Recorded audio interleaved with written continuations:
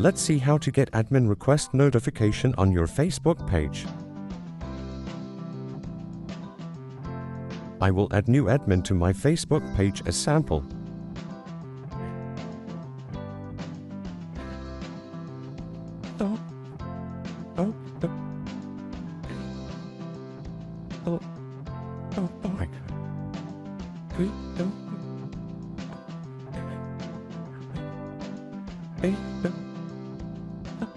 Okay.